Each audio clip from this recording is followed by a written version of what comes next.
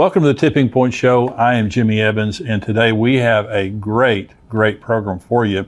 I'm joined by a special guest talking about a fascinating subject. Josh Peck works in full-time ministry with Skywatch TV as a documentary filmmaker. He is also the author of numerous best-selling books. Josh is founder of Daily Renegade, where he's hosted a variety of shows and podcasts, and he's been featured on numerous television and radio shows. And today we're going to be talking about a book that Josh wrote with Tom Horn called Abaddon Ascending, and the subtitle here is The Ancient Conspiracy at the Center of CERN's Most Secretive Mission. It says Technology and Bible Prophecy Collide. Josh, thanks for joining me today. Thank you so much for having me. It's a pleasure. Well, this is, and Tom is my dear friend, but you guys did a tremendous amount of research in writing this book, and we appreciate your research very much. Now, we're going to talk, first of all, about just kind of the general science. Now, we're talking about quantum physics, so I don't want the average person out there to go cross-eyed because, I'm not on that level either. Now, we're going somewhere with this because there's a major international project called CERN, and we're going to talk about that later. But we're going to begin by talking about some of the very troubling scientific things that are going on in the world today that the average person really needs to know about. Let me begin by saying, just in the simplest terms, what is quantum physics?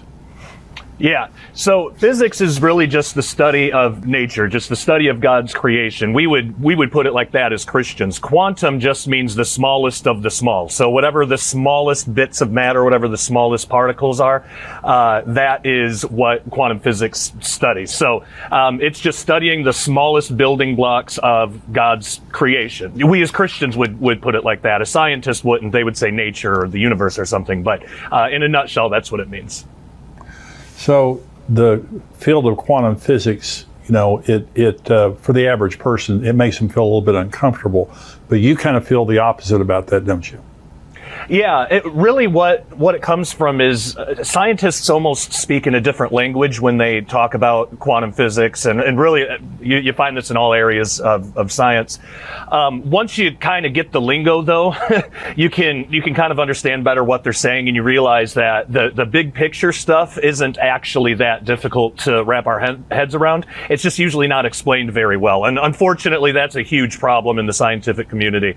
There are a few physicists that can explain it better for laymen like you and I, and those actually tend to get more popular. Like Michio Kaku is a good example of that. He has a way of being able to explain really complex things in a way that people can understand. So I try to do that in my books as well. Talk about these, they are mathematically complicated, but the big concepts around much of this stuff, really anybody can understand. And isn't that just like God to create nature that way, to make it where it's beautiful and complex and artistic and creative, but also simple enough where we can at least get our heads around it.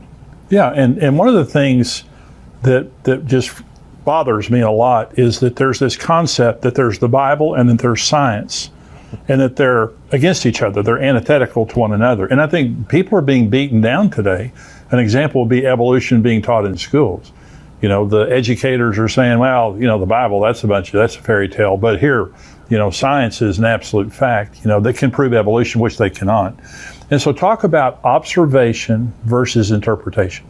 Right. So yeah, science, it wasn't that long ago that science and religion really were kind of the same thing, because scientists, a few hundred years ago, they kind of viewed it the way that, I think we as Christians should today. Just like I described earlier, we're studying God's creation. And if you approach science that way, understanding that this is God's creation and you're looking at it for, appreciation and stuff like that, it kind of takes out some of that natural pride and hubris that we see in science today. And that's because they've removed God from science, and right. They're just trying to look at the universe as if it either always was here or it created itself somehow, and they don't really have any good answers for that. But you're right, they'll say stuff like that, but then they'll talk against the Bible quite a bit. So the difference between observation and interpretation, I think, clears all this up, because science and the Bible actually do go hand in hand, which we should expect. Science is just studying God's creation. God also wrote the Bible, and inspired through his people. So, when an observation is made, let's take science. When an observation is made, everybody in the room that's observing that's seeing that, should be able to objectively agree of what's happening. But what does it mean? That's where scientists kind of go all over the place, and some stay middle of the road, some go way off into left field. We even see this with just Christians in the Bible. We can all agree that a Bible verse exists, like John 1:1. We can all agree that exists. But what does that mean? Now, there's a whole bunch of debate about that, and really any Bible verse is like that. So that's the difference between observation, which is just agreeing what the objective reality is, and then interpretation. So the observations, the objective reality of the Bible, the objective truth that it teaches, and the objective observations of science really do go hand in hand. What disagrees are the interpretations. So, for example, there was a physicist that I was watching one of his lectures, and it was actually a debate. He was debating a Christian. And this physicist said, well, we know that there can't be an afterlife because there's no quantum field to take the information anywhere. Now, that is like the most ridiculous thing, and frankly, not a very smart thing for a physicist to say, because an afterlife those kinds of comments are very intimidating. Yeah. To the average Christian. It sits them down, and it's just kind of like, well, I'm going to keep my mouth shut because this guy's a scientist here, but go ahead. Yeah, and they'll talk as if it's a proven thing. But what the physicist doesn't realize is if there's an afterlife, that's something outside of physical reality. Quantum fields are just what reality is made of. That's all it describes. Just what physical reality, the world, the three-dimensional world we live in. It just describes how it operates, what it's made of. It says nothing about the soul. It says nothing about the afterlife, nothing about any of that. So saying that quantum field theory disproves an afterlife, it really doesn't make any sense. But that's how he's interpreting the very real science of quantum field theory. So the interpretations definitely disagree, but then we're just talking about different belief systems. So it's not really a problem with science and the Bible. It's a problem with just people's different belief systems. So really there is no contradiction between science and the Bible. Well, another example of that is I saw, a lot of the anthropology, the paleontology and things that is done, they go out and they find a fossil, and I noticed they found a tooth, a single tooth, and from that tooth, an artist rendered what that tooth came from. Not a skeleton, a tooth. And so that was the interpretation. Everybody saw the tooth. We all agree that's a tooth. But they then interpreted it according to their biases. That's what happens. And we have to understand, and that's where I appreciate you being on the show. We have to understand, not everyone in the scientific community is an atheist or an agnostic or an unbeliever, but most of them are. And so secularists control most of the sciences, and they interpret it as such. Now, talk about the slit experiment and how that's a good example of observation versus interpretation. Yeah, this is a great example. So the double slit experiment is a very real experiment. You can even do a small version of this at home with just some tinfoil and a laser pointer and a couple other things. There's instructions online. It's a really simple experiment, but it is strange because science right now there's no consensus on exactly what this means or why this is happening. But the basic rundown of it is when they shoot electrons that's called the double slit experiment. So they shoot electrons through these two slits. When there's a detector to detect the particle, the pattern that comes out on the other end of the two slits looks a certain way. But when there's no observer, when there's no detector, it looks different. So the kind of interpretation, the general interpretation is that somehow observing the particle changes the way that it behaves. Now, this can get all into sort of really wacky New Age stuff. I mean, New Age steals from quantum physics all the time, and this is a big one. This has spawned things like, you can create the reality around you, just picture it in your mind and it'll come into your, the name it and claim it kind of stuff too, and a lot of that. But even if just the fact that it's being observed somehow changes it, these are electrons. This is on a microscopic, like subatomic, really, level. It would be such a small change, you wouldn't be able to do anything with that in the real world. But more than that, there's simpler ways to look at this. When you have a detector, well, you're adding a detector, so you're adding a whole clump of particles, which naturally would interfere with the path of this one electron. So it could be as simple as that. So the observation is that there's different patterns based on whether the particle is observed or not. But the interpretation, why is that happening? Is it because we control reality with our thoughts, or is it just because we're putting a big clump of particles right next to it? So of course, those particles have fields and energies and like all these different things. Of course, there's going to be some kind of interaction. So it's more than likely probably that. But again, a lot of scientists and New Agers and stuff, they want to take this stuff really far and push it as far as it can go because it sells books, it gets clicks on websites, people get excited about that kind of stuff. But there's no reason to think that we are actually controlling anything at all, just in that our bodies are made up of particles that interact with traveling electrons. So it could be as simple as that. So talk about, why is quantum physics, what does it have to do with the Bible, and why should Christians care about quantum physics?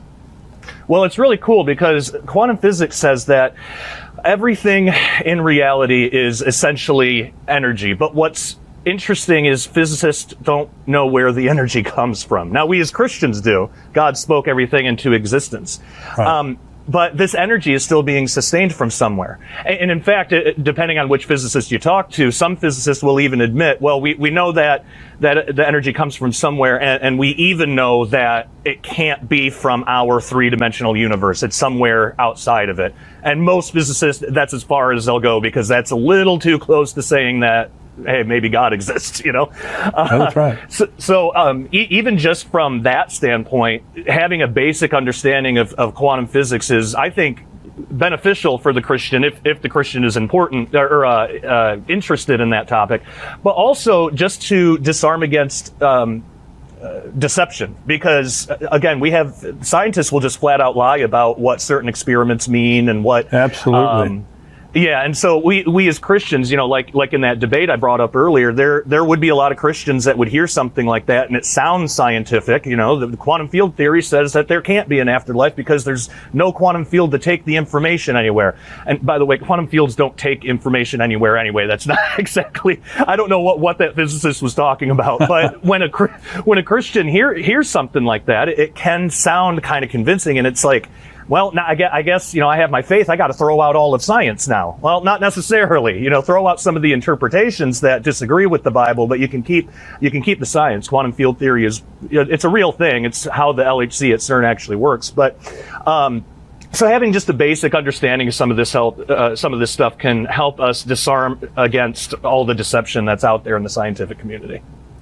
We're going somewhere. For all of you who are watching, we're going somewhere with this conversation, and we're starting at the beginning by talking about this because we're going to talk about CERN. And this CERN is a huge project that is going on right now. I believe it's over in Europe, and it's affecting all of the world. It has incredible spiritual implications, prophetic implications, and Josh is going to be explaining that to us. And so we're just kind of taking one step at a time.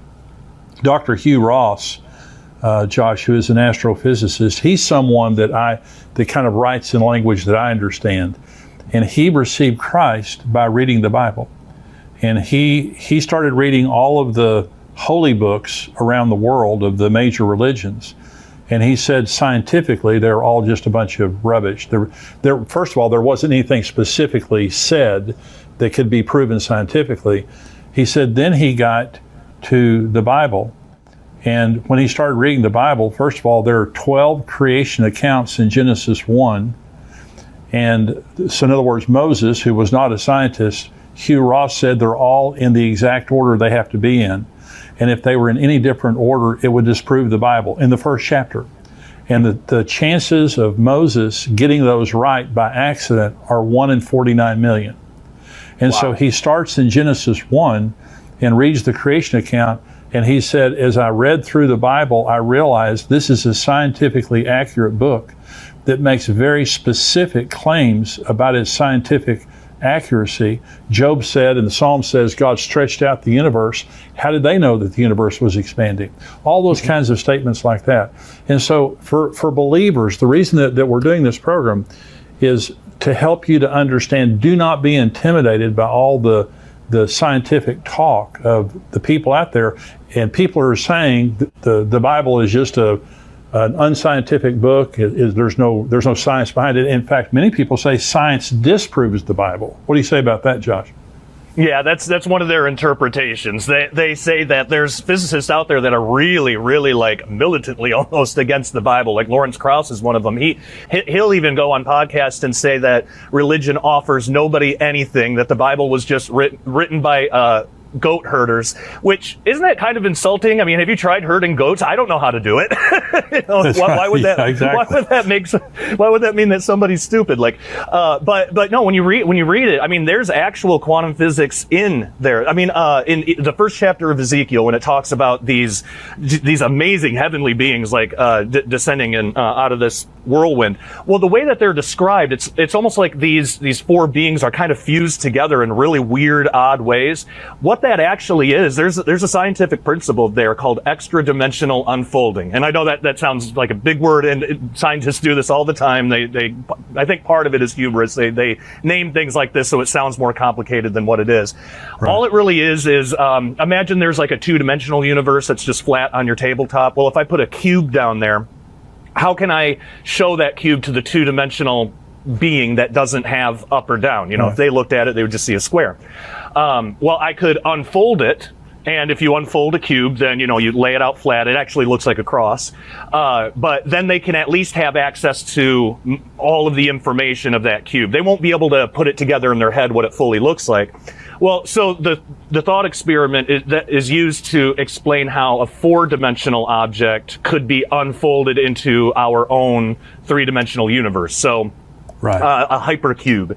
If you unfolded it, it actually would look like, in our universe, and we'd be able to see it, it would look like a cross with two extra arms, kind of, wow. made of cubes. So, but if you did that again, like if you did that too many times, eventually these parts, like if you tried to unfold it again to show that to a two-dimensional being this time, some of those flaps are going to start to overlap, and to the flatlander, to the two-dimensional being, it would look like those parts were melding together, and that is exactly what Ezekiel describes. And so we're seeing something that actually has a scientific name to it.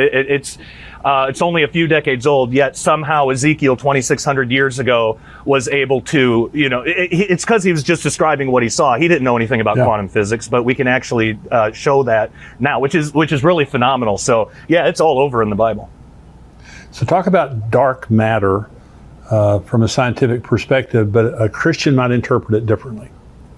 Yeah. So dark matter, basically, it's a word given to really a mystery. So when scientists look at galaxies, they realize there's not enough matter in the galaxies to create enough gravity to keep galaxies together based on how fast they're spinning. Because when you spin, so just imagine taking a yo-yo and whipping it around. The yo-yo at the end, because the centrifugal force stays in orbit around where you're spinning. The galaxies work the same exact way. But through their measurements, through math and stuff, they're able to show that these galaxies, all of these galaxies, should have already flown apart. They're being held together by something. And it's something that's creating gravity, and it's something that we can't see, we can't detect, we have no idea what it is. There's a couple theories out there.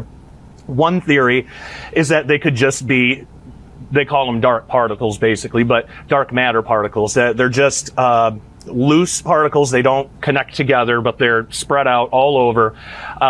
Collectively, they have enough gravity, but they don't ever bind. They don't interact with ordinary matter. So that it could be something like that. But I think another really interesting possibility is there are theories and even mathematical equations and stuff to show that gravity, well, first, gravity is one of four forces in the universe, and for some reason it's the weakest one, like by far. The other three are pretty equal, but gravity is really weak for some reason compared to the other three.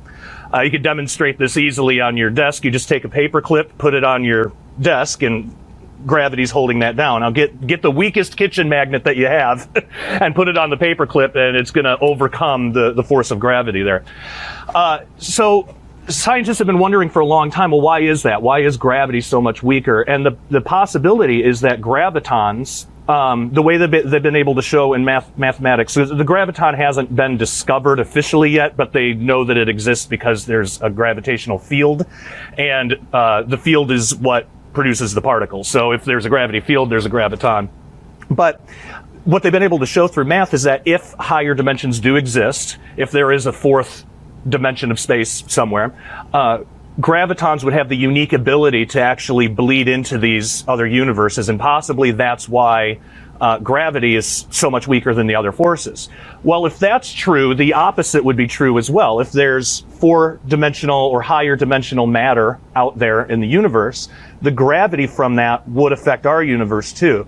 So I write about the in Abaddon Ascending, I write about the possibility, what if what's holding these galaxies together, what's holding the universe together, is just the surrounding spiritual creation that God put in place. Yeah. And maybe that's what scientists are calling extra dimensions, when really they're talking about heaven, or, the spiritual reality that God created. So it could be that those very real constructs, those heavenly constructs, could be affecting gravity all throughout the universe, and maybe that's what's actually holding galaxies together. So no way to prove it, but it's a really interesting thing to think about. Well, it's interesting that science can't tap into it, and that in itself shows you it's not of a scientific value or scientific nature, not science as we know it. Talk about the rainbow gravity theory and why that's dangerous for Christians. Yeah. So a few years ago, there was a theory put out, and these kind of things happen all the time. So rainbow gravity theory is a good example of a common trend.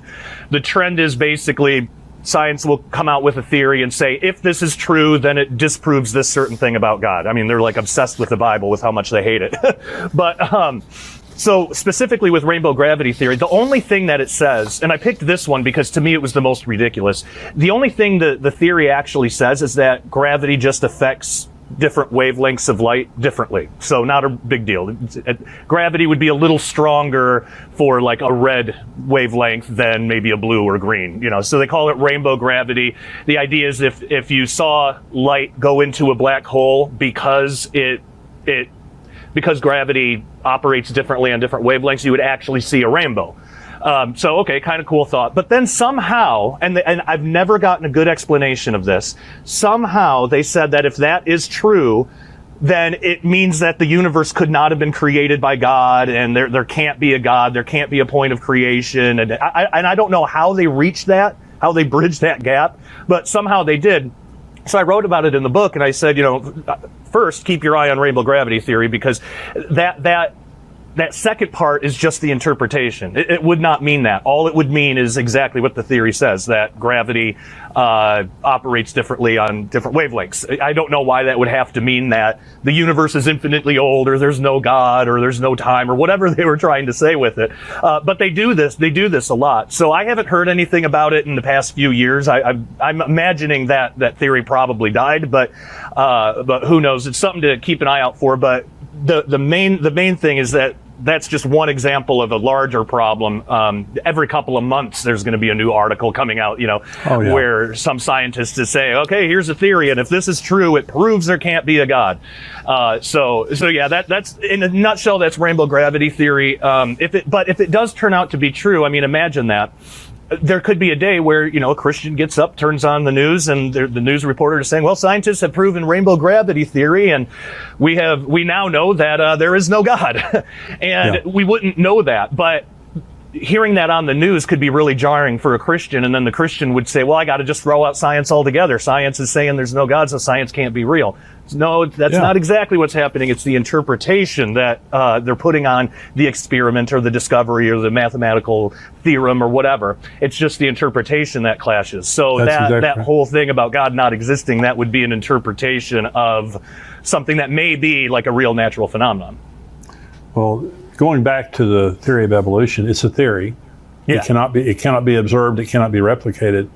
But now I do a teaching on this But Charles Darwin doubted evolution. There's a book that thick called Darwin's Doubts. And one of the things that caused him to doubt evolution was the human eye. The human eye is incredibly sophisticated.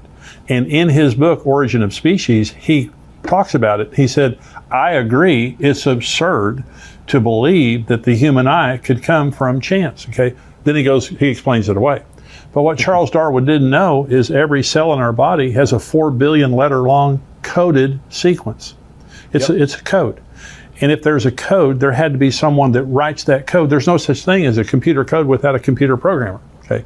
And so he didn't know about the human DNA. I do not believe he would have ever published Origin of Species had he known about DNA. The other thing is the theory of relativity, E equals mc squared. Einstein proved that time and space are created dimensions. Okay. Yeah. In other words, there has to be a creator. Yep. And so all of this nonsense, you've done such a great job of explaining all these things. And what we want to do, and this is the prep for the next show that's going to be a barn burner. We're talking about CERN. But what we're trying to do to Christians out there is stop believing lies from the scientific community when they're trying to disprove the Bible, and have confidence in your God and in your Bible that they're true. They cannot be disproven, and the nature itself proves. So anything else you want to say, Josh, before we close this program? There are some really good scientists out there who are Christians. I can suggest Dr. Stephen Meyer is excellent. He's really great. Michael Strauss is really good too. He actually works at CERN. He's a Christian. I actually just had him over not that long ago to interview him for a film that we just put out called Ragnarok. So there are like good scientific sources out there where you can actually learn quite a bit, and they put it in ways that you can understand. So there's a lot of good out there in the scientific community. We just need to know where to look. Great. So what is your website where people can go to find out more about you? Sure. If they want to get the book, skywatchtvstore.com is the best place to go. And then my personal website is dailyrenegade.com, and we'd love to have you all over there. Great. Well, you need to look Josh up and his website there, Abaddon Ascending. Now, on the next show, Josh is going to join me. Now, we're talking about CERN. You've got to hear this stuff. It's absolutely mind-boggling what is happening there. Josh, thank you for joining me. I'll see you again on the next show. Sounds good. Thank you. God bless you. Goodbye. If you're watching us now on YouTube, I want you to become a subscriber. We have endtimes.com, and we have a whole podcast that's going to follow. The rest of the podcast is going to follow this interview with Josh. I'm talking about items in the news related to Israel and Iran. I'm also answering questions from our subscribers. And so if you're not a subscriber to endtimes.com, go to endtimes.com. It's $7 a month, $77 a year. We would love to have you be a subscriber. And if you are a subscriber, you cannot watch the full version here on YouTube. You need to go to endtimes.com to watch the full version. God bless you. Stay tuned.